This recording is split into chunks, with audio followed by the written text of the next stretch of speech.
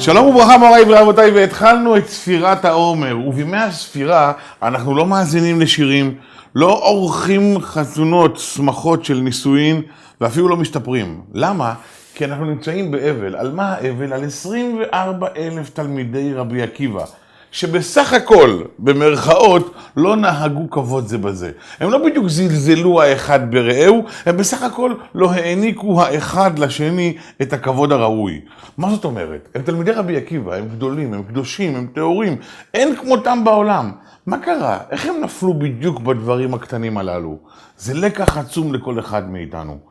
לכולם כיף ואפשר ונחמד להיות מושלם בבין אדם למקום. כי כאשר אתה מול האלוקים, אתה תמיד מודה ביכולותיו, בגודלו, ומבין עד כמה אתה קטן ולא שווה כמעט כלום. אסור לומר לא שווה כלום, כי האלוקים ברא אותך והוא רוצה אותך שווה. אלמלא ככה האלוקים לא היה בורא אותך.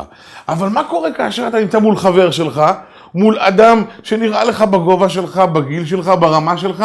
קשה לך מאוד לכבד אותו. קשה לך מאוד להעניק לו מעבר למה שאתה מעניק לעצמך.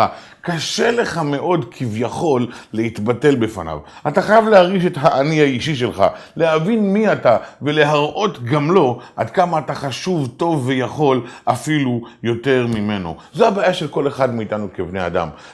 להסתדר עם האלוקים, להתחשבן איתו, אנחנו אלופים, אנחנו יודעים. גם אם חוטאים, יודעים להגיד אשמנו, בגדנו ולבקש סליחה. אבל כאשר מדובר בחבר, המילה סליחה לא עולה על דל שפתנו. קשה לנו הרבה יותר להתנצל, קשה לנו הרבה יותר לפתוח דף חדש, וקשה לנו יותר מהכל לכבד ולהעדיף ולהקדים את החבר על פנינו. אלו הימים הללו של התיקון של כל אחד מאיתנו. להרים ולרומם את הבן אדם לחברו, אפילו על חשבון בן אדם למקום. לא שחלילה חבר יהיה קודם לאלוקים, אבל עיקר העבודה בימים האלו תהיה יותר בבן אדם לחברו. בן אדם למקום יישאר למשך כל השנה כולה, ויחד נזכה להצליח גם בקשר האמיתי של בן אדם למקום, וגם בן אדם לחברו. והאלוקים אומר, אל תבקש ממני סליחה בטרם ביקשת בחברך, כי אם פגעת בו, הסליחה שלך כלפיי לא תועיל ולא תעזור. בהצלחה רבה לכולנו וברוכים תהיו.